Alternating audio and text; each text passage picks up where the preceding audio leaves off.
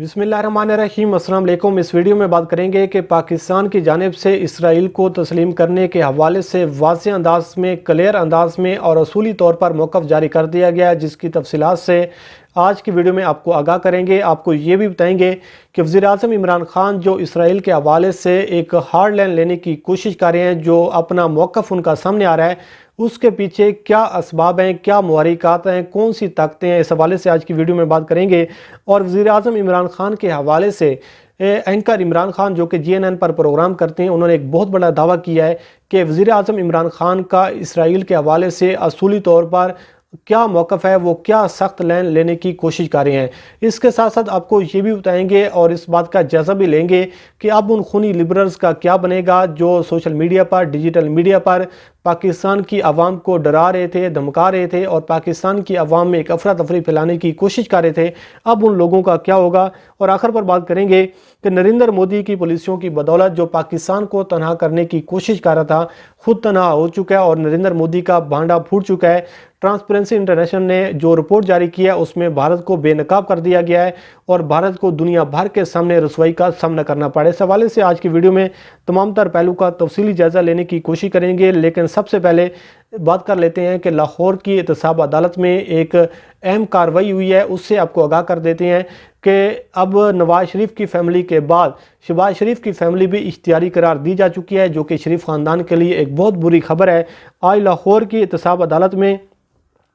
Money laundering reference case की समाअत हुई है, जिसमें आज अदालत की जानिब से रिमार्क सामने आए कि शरीफ फैमिली को बार बार तलब किया जा रहा था, बार बार शहबाज शरीफ की फैमिली को नोटिस भेजे गए, उनको तलबी के इश्तिहार भी भेजे गए और उनको एक डेडलाइन भी दी गई, टाइम फ्रेम भी दिया गया। लेकिन तमाम तर सूरत हाल के बावजूद शहबाज शरीफ की फैमिली अदालत में पेश नहीं हुई। इस हवाले से जो आज समाअत हुई है, उसमें ये जज की जानिब से कहा गया है कि बार बार तलब करने के बावजूद चंद मुल्ज़िमान अदालत में पेश नहीं हुए, जिस पर एहतसाब अदालत इस नतीजे पर पहुंची है कि शहबाज शरीफ की अहलिया नुसरत शहबाज,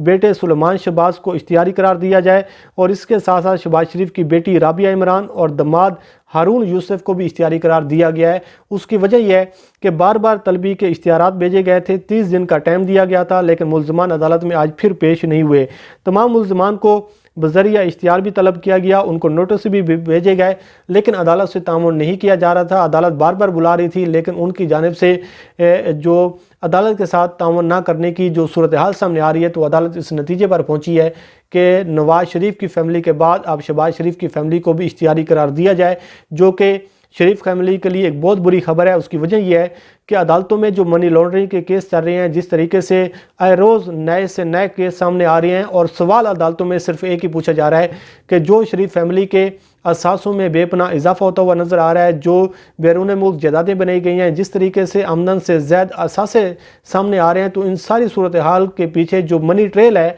आमदन के ज़राए हैं, वो क्या हैं। लेकिन शरीफ फैमिली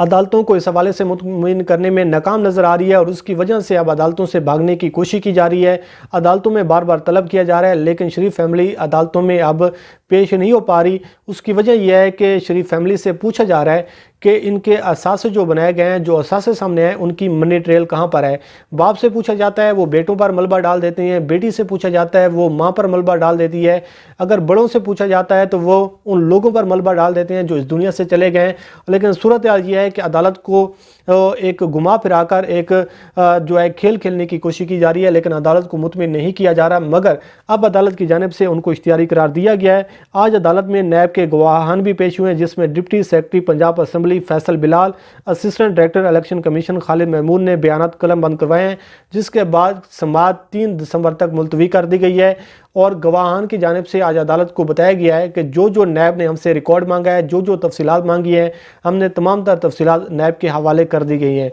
और इन तमाम तर सूरत हाल के बावजूद अब जो क्या सरैयाँ जन्म ले रही हैं, जो दावे सामने आ रहे हैं कि शरीफ फैमिली के लिए अब बुरे दिन शुरू हो चुके हैं, उनकी मुश्किलात में मज़ीद इजाफा होगा और जो रिकॉर्ड अब नैब के हवाले हो चुका है, शरीफ फैमिली का बचना नामुमकिन होता हुआ दिखाई दे रहा है। अब देखते हैं कि इस हवाले से सूरत हाल क्या रुख इख्तियार करती है, उससे आपको आगाह करते रहेंगे। लेकिन अब हम बात कर लेते हैं भारत की शर्मिंदगी के हवाले से, भारत की रसवाई के हवाले से। जो नरेंद्र मोदी की पॉलिसियों की बदौलत भारत को दुनिया भर के सामने रसवा होना पड़ा है, दुनिया भर के सामने उनको शर्मिंदगी का सामना करना पड़ा है। और आप अंदाज़ा लगाएं کہ وہ بھارت جو بلینز ڈالر خرچ کر چکا ہے پاکستان کو تنہا کرنے کے لیے، پاکستان کو دنیا سے الگ کرنے کے لیے، اور دنیا بھر میں اپنی لوبی مضبوط کرنے کی کوشش کر رہا تھا، اور دنیا بھر کے سامنے یہ ثابت کرنے کی ایک ناکام کوشش کر رہا تھا کہ پاکستان دہشت گرد ملک ہے، پاکستان ایک کرپٹ ملک ہے، پاکستان منی لانڈرنگ کرتا ہے، پاکستان دہشت گردوں کی مالی معاونت کرتا ہے۔ تو ساری صورتحال کے پیش نظر تمام چیزیں اب بھارت کے اپنے گلے پڑ چکی ہیں۔ ٹرانسپیرنسی انٹرنیشنل نے ایک رپورٹ جاری کی ہے جس میں یہ کہا گیا ہے کہ بھارت جو ہے وہ ایشیا کا سب سے کرپٹ ترین ملک ہے، اور بھارت میں کوئی بھی کام جو ہے وہ بغیر رشوت کے اور بغیر پیسوں کے کوئی کام نہیں ہوتا، اور بھارت میں بدعنوانی کا جو جائزہ لینے والے ادارے ہیں وہ یہ کہہ رہے ہیں کہ بھارت ایشیا کے کرپٹ ترین ممالک میں نمبر 1 ہو چکا ہے۔ اب صورتحال آپ اندازہ لگائیں کہ نریندر مودی کو اپنے بھارت کی فکر نہیں ہے۔ جس طریقے سے مختلف رپورٹ سامنے آ رہی ہیں کہ کبھی کوئی رپورٹ سامنے آتی ہے کہ بھارت جو ہے وہ کرپٹ ممالک کی فہرست میں سب سے نمبر 1 ہے، دوسری جانب رپورٹ سامنے یہ آتی ہے کہ بھارت دہشت گردوں کی پناہ گاہ بن چکا ہے۔ اوباما کی کتاب میں جو بڑے بڑے دعوے کیے گئے، جو چیزیں سامنے آئی، تو بھارت جو ہے اس کی دنیا بھر میں جو ایک رسوائی ہو رہی ہے اس سے پہلے تاریخ میں آپ کو نظر نہیں آئے گی۔ رپورٹ کے مطابق بر اعظم ایشیا میں سب سے زیادہ 39% بدعنوانیاں بھارت میں ہوتی ہیں، 40% بھارتی سرکاری اداروں میں کام کرنے والے رشوت دیتے ہیں، جو کہ ایشیا میں سب سے زیادہ شرح ہے کہ بھارت میں کوئی بھی ایک ایسا کام نہیں ہے جو بغیر رشوت کے ہوتا ہو۔ جنوری میں جاری ہونے والے ورلڈ اکنامک فورم کے کرپشن پر جو انڈیکس میں 180 ممالک میں بھارت کا 80 نمبر تھا، مگر ٹرانسپیرنسی انٹرنیشنل کی رپورٹ میں ایشیا ممالک کے 20,000 افراد سے سروے کیا گیا۔ کمبوڈیا میں 37% کے ساتھ ساتھ دوسرے نمبر، بلکہ انڈونیشیا 30% کی شرح کے ساتھ تیسرے نمبر پر، اور سب سے کم رشوت جس ملک میں ہوتی ہے وہ جاپان اور مالدیپ ہے۔ لیکن بھارت جو ہے وہ کمبوڈیا سے بھی آگے نکل گیا، تو آپ اندازہ لگا سکتے ہیں کہ بھارت کو کس طریقے سے شرمندگی کا سامنا کرنا پڑ رہا ہے۔ اب ہم بات کر لیتے ہیں اسرائیل کے حوالے سے کہ جو پاکستان کا ایک اصولی موقف ہے، پاکستان اور دنیا بھر کے سامنے جو ایک افواہیں جو ہیں وہ پھیلائی جا رہی ہیں، اور دنیا بھر کے سامنے جو ایک ڈنڈورا پیٹنے کی کوشش کی جا رہی ہے کہ اگر ملاقات ہو جائے اسرائیل کی اور سعودی عربیہ کی، تو پھر کہا جاتا ہے کہ جی اگر سعودی عربیہ پر دباؤ بڑھے گا تو پاکستان پر بھی بڑھ جائے گا، اور اس حوالے سے بھی باتیں کی جا رہی تھی کہ عنقریب پاکستان بھی اسرائیل کو تسلیم کر لے گا۔ اور بار بار جب عمران خان سے سوال ہوتے ہیں تو عمران خان تو بار بار یہ کہہ رہے ہیں کہ ہم اسرائیل کو تسلیم نہیں کریں گے جب تک فلسطین کا مسئلہ حل نہیں ہو جاتا۔ تو آج دفتر خارجہ کی جانب سے یہ بیان جاری کیا گیا ہے کہ پاکستان کسی صورت بھی اسرائیل کو تسلیم نہیں کر رہا، پاکستان اپنے اصولی موقف پر ڈٹا ہوا ہے۔ پاکستان کا اصولی موقف یہ ہے کہ سب سے پہلے فلسطین کا مسئلہ جو ہے وہ جو اقوام متحدہ کی قراردادوں کے پیش نظر اس کو حل کیا جائے، اس کے بعد پھر فلسطین کے حوالے سے بات کریں گے، لیکن سر دست پاکستان اسرائیل کو تسلیم نہیں کر رہا۔ وزیر اعظم عمران خان کی جانب سے بھی یہ کہا گیا کہ سوال ہی نہیں پیدا ہوتا کہ پاکستان اسرائیل پر جو ہے اسرائیل کو تسلیم کرے، اور پاکستان اسرائیل کی حکومت کو تسلیم کرنے کے حوالے سے کوئی قدم اٹھا سکتا ہے۔ اس کے ساتھ ساتھ یہ بھی کہا گیا کہ پاکستان پر کسی قسم کا کوئی دباؤ نہیں ہے، لیکن اینکر عمران خان نے یہ دعویٰ کیا ہے کہ میں نے عمران خان سے آف دی ریکارڈ یہ بات کی تھی کہ پاکستان پر دباؤ ہو سکتا ہے، پاکستان پر انٹرنیشنل ممالک دباؤ ڈال سکتے ہیں کہ آپ اسرائیل کو تسلیم کریں۔ تو وزیر اعظم نے دو ٹوک انداز میں، واضح انداز میں، کلیئر انداز میں عمران خان نے کہا کہ میری جان تو جا سکتی ہے لیکن میں اسرائیل کو تسلیم نہیں کر سکتا، اسرائیل کو پاکستان تسلیم نہیں کر سکتا جب تک فلسطین کا مسئلہ حل نہیں ہو جاتا۔ عمران خان نے واضح انداز میں کہا کہ فلسطین کے مسئلے پر کمپرومائز کرنا اور اسرائیل کو تسلیم کرنے کا واضح مقصد ہے کہ ہم کشمیر کا سودا کریں گے، اور کشمیر کے حوالے سے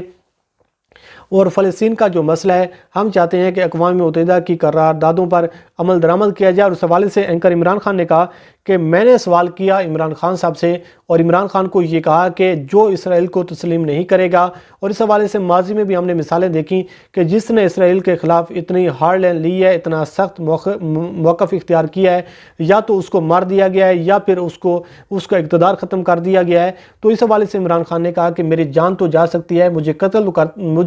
قتل تو کر دیا جا سکتا ہے، مگر اسرائیل کو میں تسلیم نہیں کروں گا جب تک فلسطین کا مسئلہ حل نہیں ہو جاتا۔ بہرحال جو خونی لبرلز اور ایک مافیا